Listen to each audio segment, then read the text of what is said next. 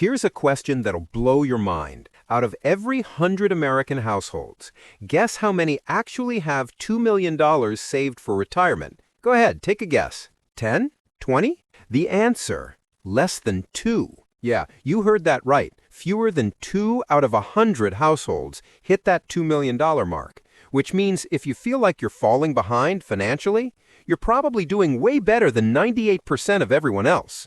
And here's the crazy part. The math to actually get there? It's shockingly simple. Stick around because I'm going to show you exactly how ordinary people can hit this milestone and the one mindset shift that practically guarantees you'll get there. All right, let's talk numbers.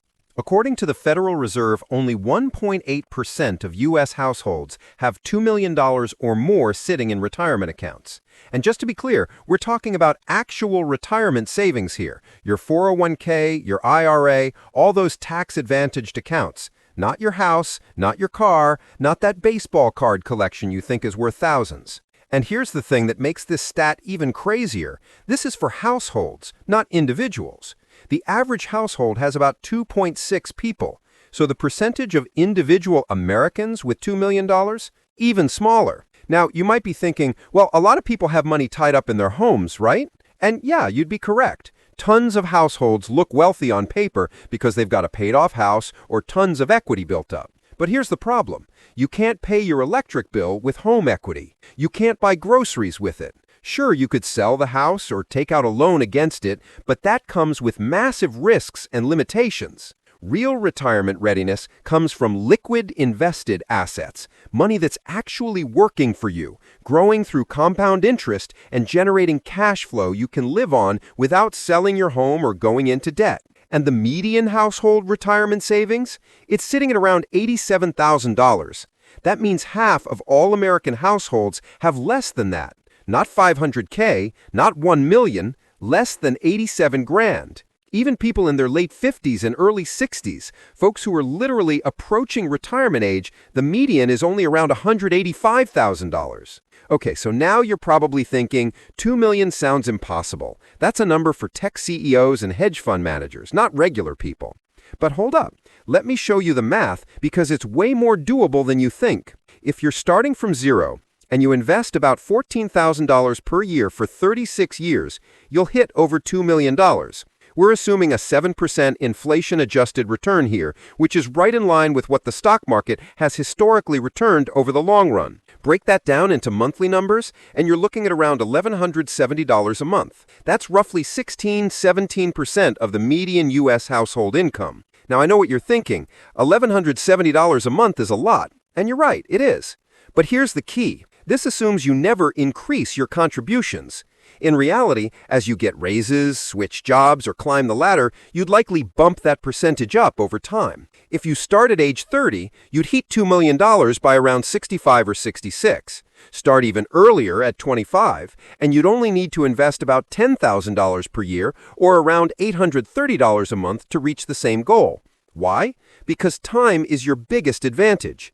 The earlier you start, the more compound growth does the heavy lifting for you. And yeah, investing over $1,000 a month takes discipline. You've got bills, maybe a family, and you want to actually enjoy your life now. But think about the trade-offs. Driving a reliable, used car instead of financing a brand new one? That could be the difference between investing $1,200 a month and investing nothing. Living slightly below your means instead of maxing out your housing budget? That frees up massive amounts of cash. These small choices add up, and they're the difference between retiring comfortably and struggling to get by. So if the math is this straightforward, why do fewer than 2% of households ever get there? There are a few major reasons, and honestly, if you can avoid these traps, you're practically guaranteed to reach this milestone. First, most people put retirement savings on the back burner. Life gets in the way. Raising kids, buying a house, dealing with emergencies, changing jobs. Retirement savings? It falls way down the priority list. Only 35% of non-retirees feel their retirement savings are even on track, according to the Federal Reserve's latest report. Second, there's lifestyle creep. As your income goes up, your spending goes up right along with it. Bigger house, nicer car, more expensive vacations. Don't get me wrong, these things feel great in the moment, but they absolutely demolish your ability to build wealth over time. Third, a lot of people treat their home as their main retirement plan. They think, I'll have my house paid off, so I'll be fine. But your house doesn't compound like investments do. Its equity can't grow on autopilot, and you can't spend it without selling or borrowing against it. And finally, most people are barely saving anything at all. The average American savings rate is under 5%, and that's not just retirement savings, that's everything. Emergency funds, college savings, vacation money, all of it combined. You'd need to be saving 16 to 17% just for retirement to stay on track for $2 million. All right, so let's say you actually hit that $2 million mark. What does that look like in real life? Using the 4% withdrawal rule, which is a pretty standard guideline, you'd be pulling out about $80,000 a year from your retirement accounts. Add in Social Security for a typical two-person household, and that's another $48,000 per year. You're now looking at a total annual retirement income of around $128,000. That's comfortable. That's enough to cover your living expenses, health care, some travel, and discretionary spending without constantly worrying about running out of money. You're not living like a billionaire, but you're also not clipping coupons or stressing over every purchase. Now here's where things get real. And this is the part most people struggle with, but it's also the most important. Forget what social media tells you. You don't need 2 brand new luxury cars, a mansion, or non-stop exotic vacations to be successful or enjoy life. In reality, most of the people flaunting that lifestyle, they're broke. They're buried in debt, living paycheck to paycheck, and one emergency away from financial disaster. It makes way more sense for both your financial security and your peace of mind to focus on what truly matters to you. Instead of upgrading to the newest phone every year, stick with the one that works perfectly fine.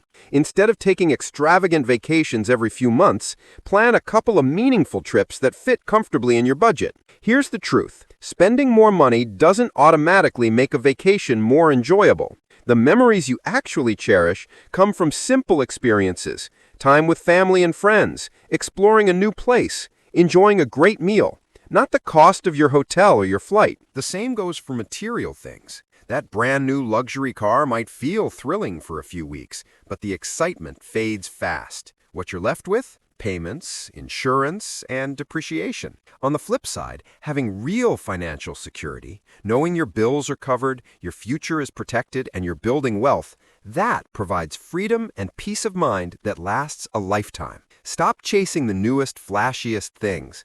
Spend less than you earn. Focus on building real wealth and prioritize experiences and security that truly matter. Over time, this approach can literally put millions in your retirement accounts, all while giving you a life that's far more enjoyable and way less stressful than any temporary thrill could ever provide. Now here's the key that changes everything. Hitting $2 million may feel out of reach right now, but the milestone that really unlocks the game is $1 million or even $500,000. Once you have $1 million invested, it can double in just over 7 years if it's earning average S&P 500 returns. And that's without adding a single extra dollar. That's the magic of compounding. The first million is the hardest part, but once you get there, growth accelerates. The second million comes so much faster than the first, and suddenly that goal that felt impossible becomes totally achievable. Let me make this even more tangible. Let's say you manage to save $500,000 by age 50. Even if you never add another penny, you're basically on track for $2 million by retirement. Why? Because with the S&P 500 historically returning about 10% per year before inflation, your money doubles roughly every 7 years. Your $500,000 becomes $1 million in 7 years. Then it doubles again in the next 7 or 8 years. By the time you're 65, that $500,000 you carefully saved has quietly grown into $2 million just by letting compounding do its thing. It's like a snowball rolling downhill, steadily gaining momentum over time. Here's the bottom line. Start early. Invest consistently. Take advantage of compound growth. Even if you're starting with small contributions in your 30s, you can absolutely put yourself on a path to financial freedom by your mid-60s. And remember, it's not just about the number on paper. It's about the freedom and security that number gives you. The ability to retire when you want, not when you're forced to. The peace of mind knowing you're not going to be a burden on your kids or struggling to make ends meet in your 70s. So yeah, fewer than 2% of households have $2 million saved, but now you know the simple math to get there. You know the pitfalls to avoid, and you know the mindset shift that makes it all possible. The question is, are you going to be part of that 2%? If you found this helpful, go ahead and hit that like button and subscribe so we can keep putting out content that actually helps you build real wealth. I'll see you in the next one.